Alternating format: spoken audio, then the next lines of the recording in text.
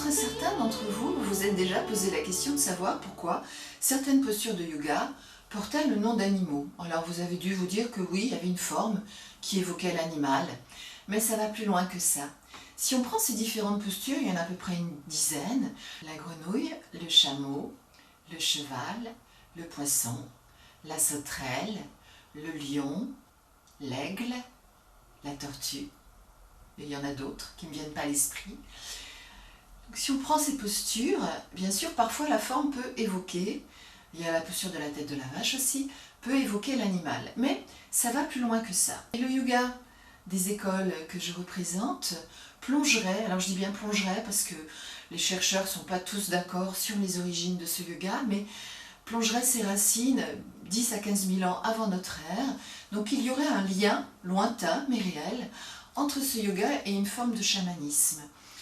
Le chamanisme, c'est observer les éléments de la nature qui entourent donc le mage et faire sienne ses qualités. C'est un petit peu ce à quoi vous invite le yoga. Si je prends certains des animaux que je viens de vous citer, du chameau, on va rechercher son endurance. Le chameau est capable, on le sait, de traverser le désert en ne buvant que très peu. Eh bien nous, en faisant la posture, le fait d'être dans cette flexion arrière, en concentrant le souffle dans la gorge, demande vraiment une volonté, une capacité pour y rester longtemps, une forme d'endurance qu'on va développer en pratiquant cette posture. Si je pratique le cobra, j'ai cette verticalité, cette relation à la terre, le regard fixe qui va me permettre d'acquérir les qualités d'immobilité et de puissance du cobra. Bien sûr, pas en 2 minutes, ma force de faire et de refaire. Si je fais l'aigle, je vais acquérir une vision. Vous savez que l'aigle a un regard absolument incroyable, mais cette vision va être intérieure. Donc je vais gagner en vision intérieure, en intuition profonde, etc. etc. La tortue, c'est le retrait des sens et c'est aussi la longévité. Le poisson, c'est d'alchimiser mon souffle grossier en un souffle subtil, etc. etc. Donc en fait, on verra le détail plus tard dans d'autres vidéos, mais chacun de ces animaux vous offre la possibilité d'acquérir ses qualités les plus profondes.